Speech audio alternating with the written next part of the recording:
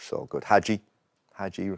I mean, these boys carried the national team on their own when you think about it. When Stoichkov leaders in their teams. And think about Stoichkov as well. He was an aggressive sod. Yeah. He would kick you. The final we played in '91 against Barcelona, he was actually suspended. Thank God. Because they had a great team. They won the old European Cup the following year with Laudrup and Keane and all that. Goycochea, but he was a great player, Stoichkov. We'll get back to Denis in just a quick second, but remember, if you like this video, please like, share and subscribe. And also, don't forget to click the notification button so that you know when the next Big D video hits. And also, as always, you know what to do. If you've got something to say, put it in the comments. Even if you think I'm talking nonsense, or even if you think the people who I'm commenting on the clips with are talking nonsense, please put it in the comments. And in this clip, we are going to be watching Denis Irwin talk about the best players that he's played with and the best players he's played against. And there's a couple of surprise packages here from Denis in his choices. But anyway, we'll let Denis Irwin talk about that, and afterwards, I'm going to be giving my thoughts on what Denis has to say. Here's Denis. Who's the best player that you played with? I would put down to two, Mr. Keane or Mr. Robson. Very similar. I like those tough, aggressive players. They'd be in my side all day long. And don't get me wrong, you know, I've got a fair choice. Mikes was a great goalkeeper. Scholes, he was an unbelievable footballer. Giggsy, you know, longevity of what he achieved and all that. But Robbo was brilliant for 4 years. I know I caught the end of his career, but you could see why he was Mr. Manchester United in the 80s. You know what I mean? I used to watch him, you know, box-to-box play. He was a typical box-to-box player back in the day. A bit like you, Roy, box-to-box, ended up being a holding midfield player. Exactly. Leader, captain, encouraging people, clip around the ear. Good stuff. Sorry, Gary. I know. He was wasn't waiting for expecting it to be the top 10, Dennis, to be honest. That was brilliant. Who's the toughest player you played against then? Stoichkov. Stoichkov. Yeah, Stoichkov or Hadji. Or Johnny Barnes. Johnny Barnes was brilliant the late 80s, early 90s. He was some player, wasn't he was some player, John. Jesus. Clever player. Because, like, all the teams had quick wingers. Now, John was quick, but he was clever as well. You know, he was clever. He could get you a goal. He was good in the air. He had a magic left foot. He was top. But he was the main man for a long time. He was the main man for a long time at Liverpool. Yeah. I think he got injured, didn't he? He moved into midfield. He got his Achilles playing for right. England against Finland, I think. But I think I always say from 1987 when he joined Liverpool to about 91. Unbelievable. He was the best player in the league. He was like what Thierry Henry was, wasn't he? Yeah, in the Premier League for sort of 4 years. Remember as well, like he's gone from there. When he done the Achilles, he dropped into midfield. Centre midfield, yeah. Brilliant. Yeah, he was great. But Stoichkov was so good. Hadji. I mean, these boys carried the national team on their own when you think about it. When Stoichkov leaders in their teams. And think about Stoichkov as well. He was an aggressive sod. Yeah. He would kick you. The final we played in '91 against Barcelona, he was actually suspended. Thank God. Because they had a great team. They won the old European Cup the following year with Laudrup and Keane and all that. Goycochea, but he was a great player, Stoichkov. You know, it's Wow. I mean, just think about all the great players that Denis Irwin has played with for Manchester United. And he picks those two. He picks Brian Robson and Roy Keane. And I'm not necessarily saying that that's the wrong choice. That's the right choice, to be fair. But just I'm just saying, you know, think about the great players that he's played with.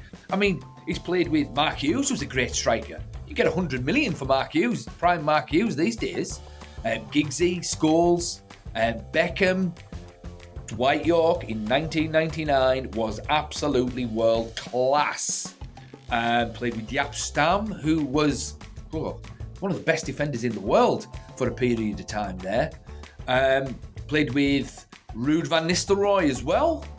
I mean, it's incredible. But just talking of sort of Roy Keane and Brian Robson. I mean, if you think back of those two players, you don't really get players like those guys anymore because if you think about it, they could do anything on a football pitch. bar playing goal, of course. I mean, they could pass, they could tackle, they could shoot, and they could score. And they were probably the fittest players on the pitch, or certainly one of. And they just dictated the games. And you don't really get players like that anymore because everything's specialised now.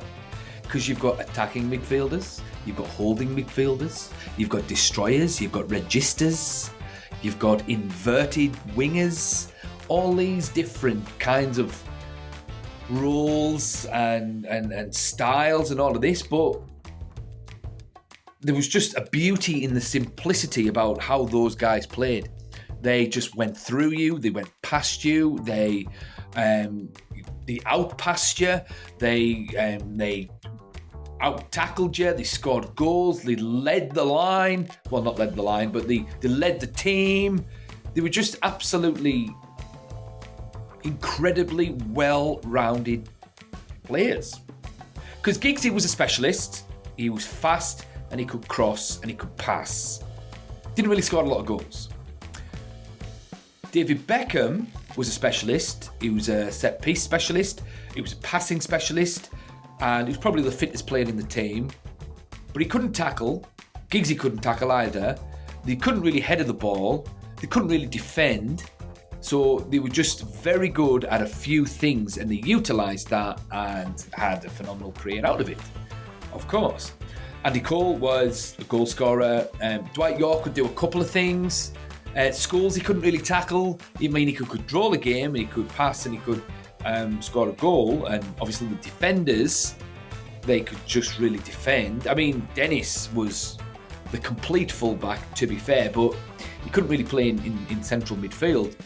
But you could put Brian Robson and Roy Keane anywhere on the pitch, apart from goalkeeper, and they would probably be better than most in those positions. So it's no surprise, really, that he's picked those two guys.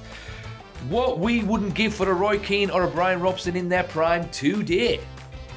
But the players that he played against, I mean, those are two surprising names, really. And Stoichkov is a name that I haven't heard for a long time, and he was incredible. And yeah, I mean, he carried that Bulgaria team to, what was it, the semi-final of the USA World Cup 94, and won the European Cup with Barcelona in 92 at Wembley. Just an absolutely incredible player. And to say that he's one of the hardest he's played against, considering he's been up against players like Zidane, like Rivaldo, like Del Piero, like and he's put John Barnes in there as well, and he's putting those guys over those guys that I've just mentioned. I mean, it's nuts. I mean, that just shows you how good they were, because Denis Irwin was world class. So if those players gave him trouble,